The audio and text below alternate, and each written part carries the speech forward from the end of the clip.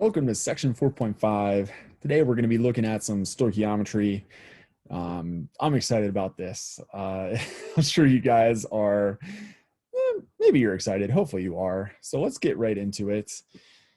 And at this point, now you know how to balance chemical equations. And we are going to use our balanced chemical equations to be able to describe a chemical reaction that we can perform ourselves. So we can calculate the amount of reactant that would be needed to form a certain product, or we can determine the amount of product that would be formed using a certain amount of a reactant. So we can convert from one part of our chemical reaction to determine the amount of another part of our chemical reaction. Like how much of one reactant will react with another. How much of one product will form if we form this much of the other product, okay? So we need to know the amount of moles of one species relative to the other using our balanced chemical equation. So those coefficients are going to be really, really important. So we can use this, okay, our balanced chemical equations, because we know that conservation of mass must be upheld. We don't have the ability to create any new atoms. We don't have the ability to destroy any atoms, no matter how hard we try.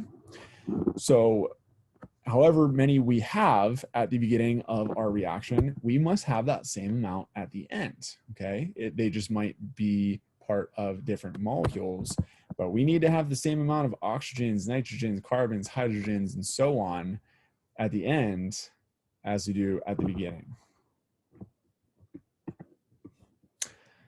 So we're going to start off with our nice and simple methane combustion reaction. So CH4 plus 2O2 yields CO2 and 2H2O.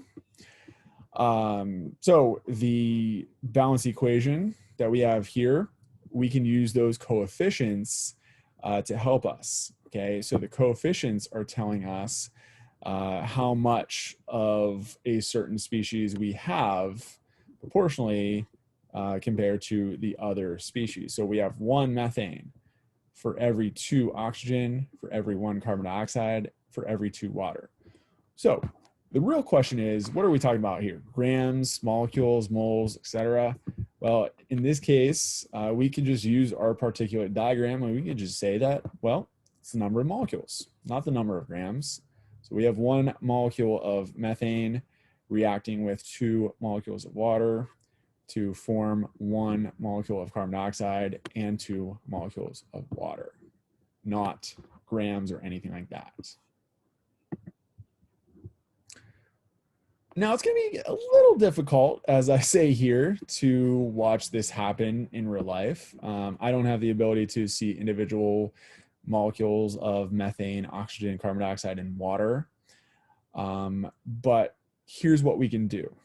Right, since we know that we have 1 molecule, 2 molecules, 1 molecule, 2 molecules, we can use Avogadro's number, and since 1 molecule of this and 2, this would just mean that we could just apply the mole, that really, really big number, 6.022 times 10 to the 23rd, to each of these, and say that we have instead 1 mole of methane, 2 moles of oxygen, 1 mole of carbon dioxide, and 2 moles of water. Okay, so if we have 1 mole of methane and 2 moles of oxygen, it's the same idea as saying that we have 1 molecule of methane and 2 molecules of oxygen. It's just instead of just 1 and 2, now we're talking about 1 times 6.022 times 10 to the 23rd, or 2 times 6.022 times 10 to the 23rd. Okay, we can see a mole of methane and 2 moles of oxygen reacting together. Well, they're really just like invisible gases, so we wouldn't really see it. We would actually see the combustion happening, but, you know, again, we would be able to see macroscopically moles of substances reacting together compared to just molecules of substances like this reacting together. Okay. So we don't necessarily want to use molecules as our counting here. So we can actually use molar mass, something that we can measure using a scale, using a balance, okay? So we can use the molar mass of our different species here, the molar mass of methane, the molar mass of oxygen, the molar mass of carbon dioxide, the molar mass of water, okay? So I want you to go ahead and maybe pause this video for a moment or so and describe the reaction above in terms of mass of our of our reaction. So how many grams of methane react with how many grams of water, of oxygen to yield how many grams of carbon dioxide and how many grams of water? Okay, use those coefficients though. So essentially you would multiply 1 mole of methane times the molar mass of methane to get the number of grams. 2 moles of oxygen times the molar mass of oxygen to get the mass of oxygen, okay, and so on. Okay, now the cool thing about stoichiometry is it helps us to be able to study gases and solutions quantitatively. We can apply this knowledge to the concentrations of a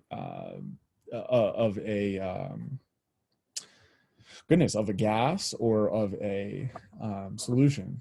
That's the word I was looking for. All right. Now this looks like it's a little complicated, but trust me, it's not that bad at all. All right. So first things first, what we have already done, we need a balanced equation. So if you don't have a balanced equation, figure it out. So what do we know? So if we are given a question, they're going to say that we have a certain substance, whether it's a reactant or a product, that doesn't matter, okay?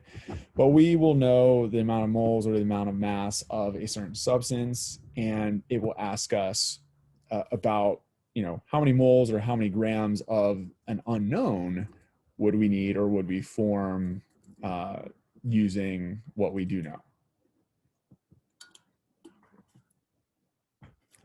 So the first thing that you want to do is you will need to figure out the moles of our known species, whether that's our reactant or product. Again, it doesn't matter, using the molar mass. So if they give you a mass, then you need to use the species molar mass to figure out how many moles you have. Then using the balanced equation and the coefficients for each of our species, our known and our unknown, use the mole ratio, which will utilize the coefficients to convert from the moles of our known to the moles of our unknown. So that would be how many moles of the unknown would be reacting or would be forming to utilize or form whatever our known substance is. Okay, then once we have the number of moles of our unknown substance, then we can convert that into the mass of that unknown using the molar mass of that species. So this is just a nice little flow chart that we have here. So if we know the mass of our known substance, we need to convert that into moles using the molar mass. So that is the number of moles of our known substance. Find the limiting reactant, that's going to come a little bit later, okay? So, but we're going to pretend for now that we have done that, right? So we know the moles of our limiting reactant using this. Using the balanced chemical equation and finding the mole ratio using the coefficients, we will know how many moles of our unknown react with how many moles of our known, okay? Use that mole ratio to convert the number of moles of our known to get the number of moles of our unknown, and then we can convert that into grams using the molar mass to figure out the mass of our unknown.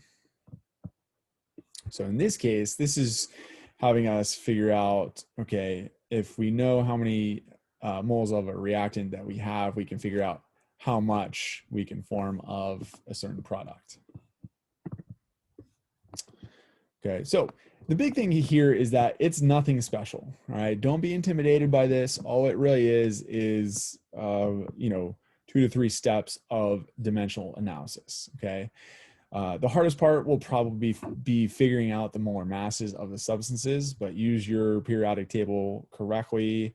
Make sure that you include all of, you know, the numbers of each species within the molecule, and that will help you to determine the molar mass. But then not only that, but also the balanced chemical equation to figure out the mole ratio.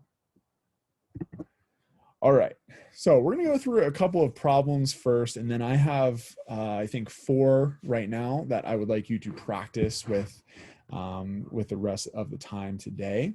So we want to determine the mass of an oxygen gas that will react with 96.1 grams of propane during combustion. So I'm gonna walk you through this one. So we know that we have propane as a reactant. I know that we have oxygen gas as a reactant. And we are going to be, if we are burning a hydrocarbon, propane, which is C3H8, and oxygen, which is O2, then I know that we are going to form carbon dioxide and water. Okay, so C3H8, O2 forms CO2 and H2O. Balanced out would give us 5 oxygens for every 1 propane, 3 carbon dioxides, and 4 waters. So if we wanted to count, we would see that we have 3 carbons on this side, 3 carbons on this side.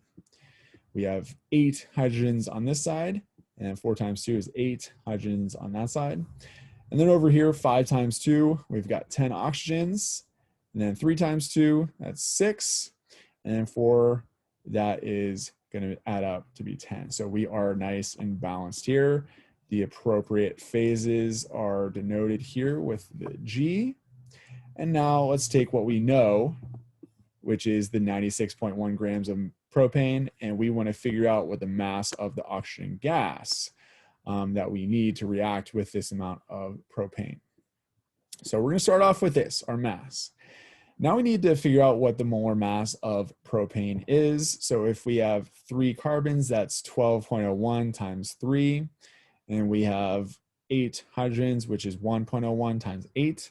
Add those together, and we're going to get 44.11 grams of propane for every mole of propane. Okay, so this is going to help to cancel out the grams, and that's going to leave us with a number of moles of propane. Now we need to convert this into oxygen using the mole ratio. So we have 5 moles of oxygen for every 1 mole of propane. Let's show that. Okay, so oxygen will be on top because that's what we want, propane on the bottom so that these two cancel out. Now we know the number of moles of oxygen that will react with this amount of propane, which is great, but this question wants us to figure out the mass. So we need to go 1 step farther. So now we need to use the molar mass of oxygen gas. So O2, 2 oxygen atoms, 16.00 times 2. It's going to be 32.00 grams of oxygen per mole of oxygen. So we do all of this, 96.1 grams divided by 44.11 to get us the number of moles, times 5 times 32. That will give us 349 grams of oxygen. Okay, another example.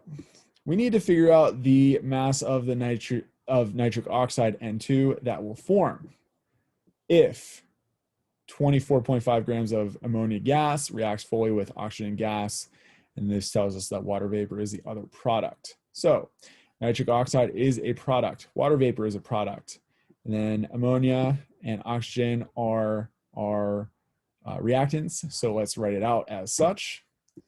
So 4 NH3, 5O2, 4NO, 6H2O. So you could have done this on your own, okay?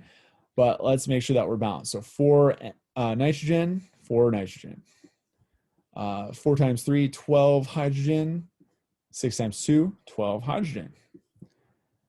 5 times 2, 10 oxygen. Then 4, and then 6. So 10 oxygen. We're nice and balanced.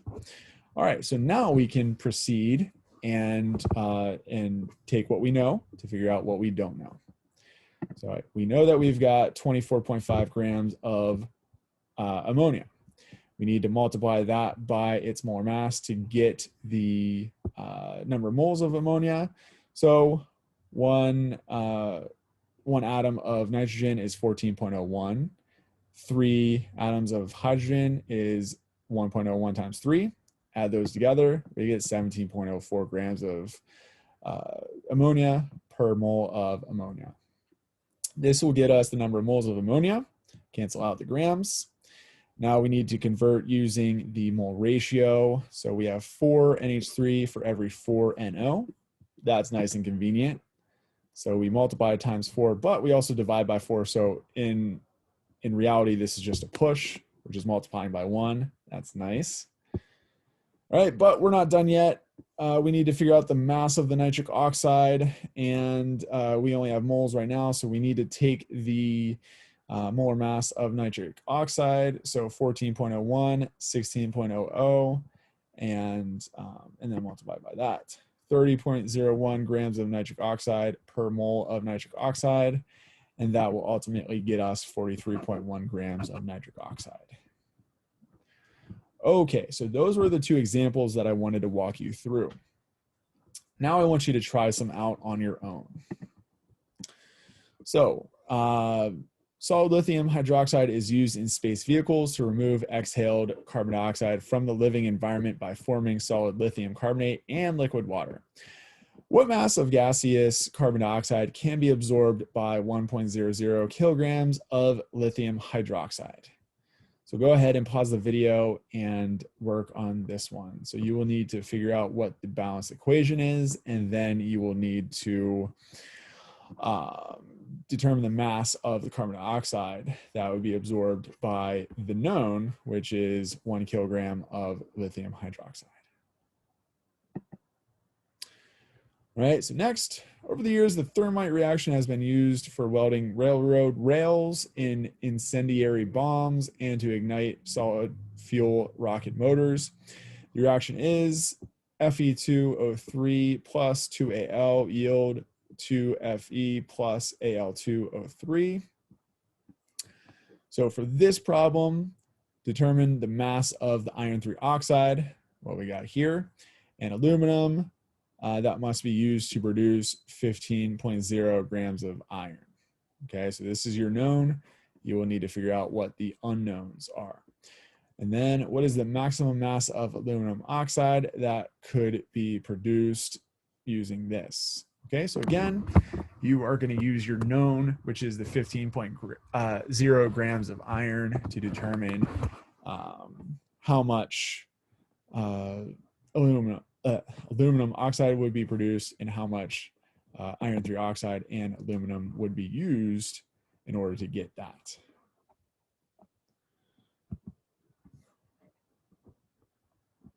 All right, so hopefully you paused on the last one, but let's move on to the next one. Baking soda, NaHCO3, is often used as an acid. It neutralizes excess hydrochloric acid in the stomach. Milk of magnesia is an aqueous suspension of magnesium hydroxide, which is also used as an acid, which is the more effective antacid per gram. All right, well, in this case, you know that you've got hydrochloric acid that will be reacting with either the baking soda, what you have here, or magnesium hydroxide. So you need to write out a balanced equation for both. And then you will need to use 1 gram of baking soda and 1 gram of magnesium oxide to figure out how much hydrochloric acid will be neutralized by each of those 2 things. And the last one that we have for today is nitrogen gas. It can be prepared by passing gaseous ammonia over solid copper 2 oxide at high temperatures. The other products of the reaction are solid copper and water vapor. If a sample containing 18.1 grams of NH3 is reacted with 90.4 grams of CuO, how many grams of N2 will be formed? All right, so we have the reaction written out here, and you will need to figure out how many grams of N2 will be formed using this information. Okay, so this is actually going to involve the limiting reactants. And if you want to wait to complete this until after we have talked a little bit more about limiting reactants, then you are more than welcome to. All right, so in this case, we've got, we're going to start talking about limiting reactants. So we've got 3 reactants here that are going to form our product, the sandwich. So we need bread, we need meat, we need cheese. Unless you're like me and you can't eat cheese, then it would just be kind of bread and meat and maybe some veggies on it. Anyways, so we have bread, we have a certain amount of bread, a certain amount of meat, a certain amount of cheese. Here we can see that we have less cheese than we do meat and bread. But to form a sandwich, we need to have 2 pieces of bread, obvi. We need to have 3 pieces of meat and then 1 piece of cheese. That is going to get us a quality sandwich. But we need to figure out what the limiting reactant is. So we have, let's see, 8 pieces of bread, 9 pieces of meat, and 5 pieces of cheese. So according to this picture, what would you say is the limiting reactant? We can form 3 sandwiches using this amount of bread, this amount of meat, and this amount of cheese. So based off of what you can see here, what is the limiting reactant? And hopefully you said it was the meat, because as you can see, we use 3 here, 3 here, 3 here. We have no meat left over. However, we do have 2 pieces of bread left and 2 pieces of cheese. So maybe if somebody wants to get creative, they can make some grilled cheese. So, you know, that's always an option. So now we've got a container. We have a container with nitrogen and hydrogen, and they are going to react to form ammonia. In both cases, this one we have 5 nitrogen and 15 hydrogen, and they are going to completely react to get us 10 ammonia. And then over here we have, let's see, 5 nitrogen and then only 9 hydrogen, and that is going to give us 6 ammonia, but there are 2 nitrogens left over. So over here, which reactant is limiting? And then over here, which reactant is limiting? So it's a little bit easier to see over here, right? Because we have 2 nitrogens that don't react and they are left over. So we can see that that is in excess, which means that our hydrogen is our limiting reactant.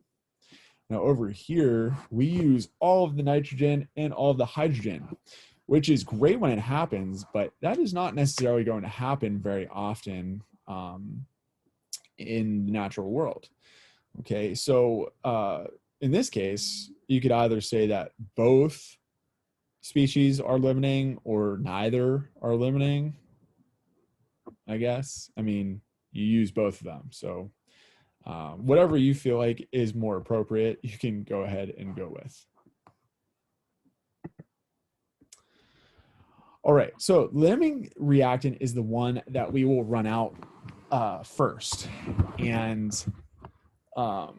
it will limit the amount of product that we will form. It will limit the amount of reaction that will occur. So in order to determine the amount of product that we can produce if we have 2 amounts, if we have 2 known amounts of different reactants, we need to figure out what the limiting reactant is first in order to then figure out the amount of product that can form. Okay, so we need to figure out the amount of reactants that we have, and then use that information to figure out the amount, to figure out which is our limiting reactant. Okay, figure out how much we need of one thing to react with that amount of the other thing. So we're going to start with this, and I'm going to walk you through this one, and then I'm going to give you an example that you can work on your own. So nitrogen gas can be prepared by passing gaseous ammonia over solid copper 2 oxide at high temperatures. The other products of the reaction are solid copper and water vapor. If a sample containing 18.1 grams of NH3 is reacted with 90.4 grams of CuO, how many grams of N2 will be formed? All right, well, got our balance equation there. I did that for you. Obviously, we have seen this before, though. So we're going to go ahead and start with this known, the 18.1 grams of NH3. We're going to multiply that by the molar mass to get the number of moles.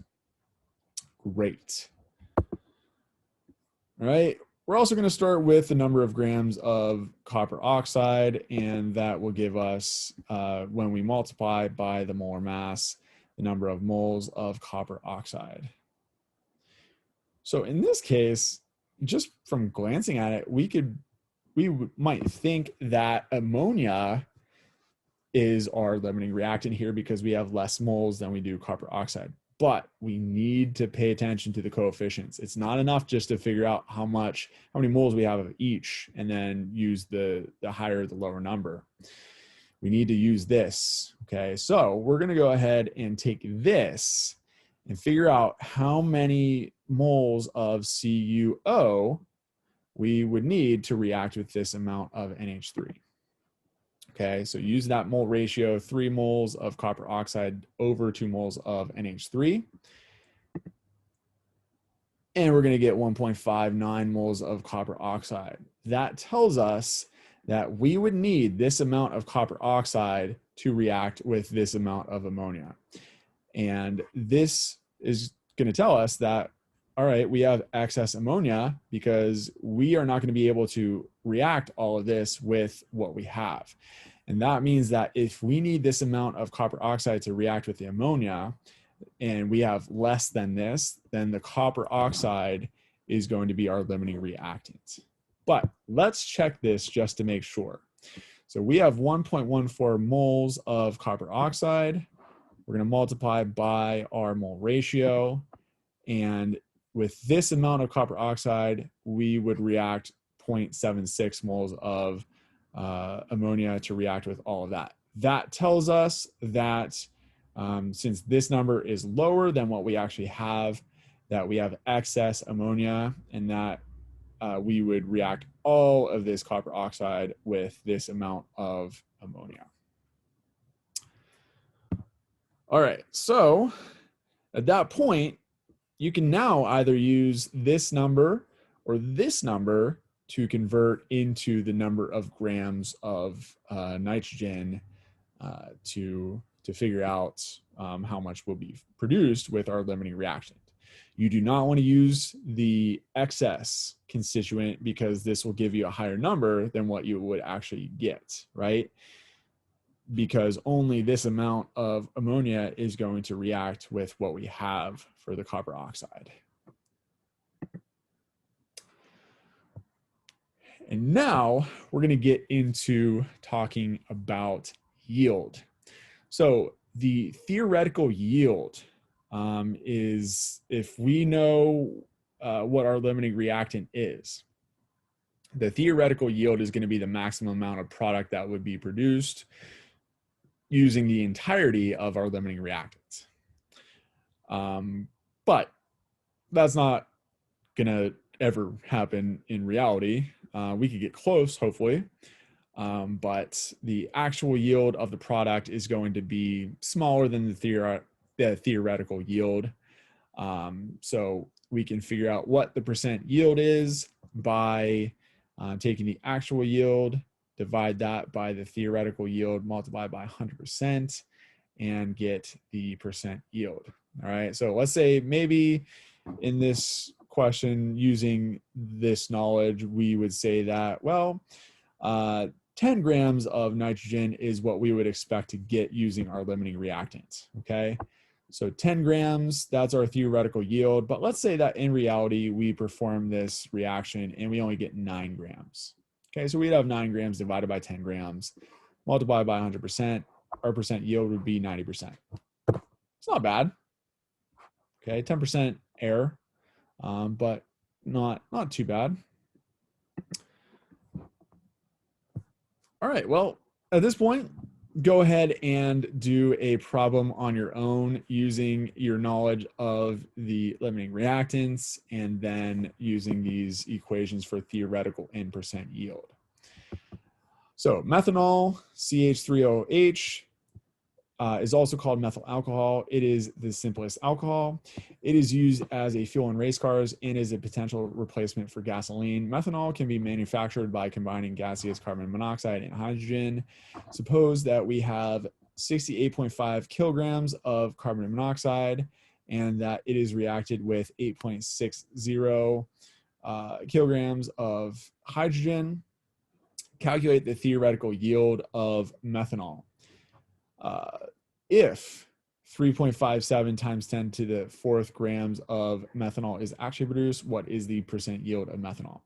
All right, so to perform this problem and figure out the theoretical yield of the methanol, you need to figure out which of these two is our limiting reactant and then use the stoichiometry to get the theoretical yield using the limiting reactant, and then go back and use this equation to figure out what the percent yield actually was if this is what we got out of that reaction.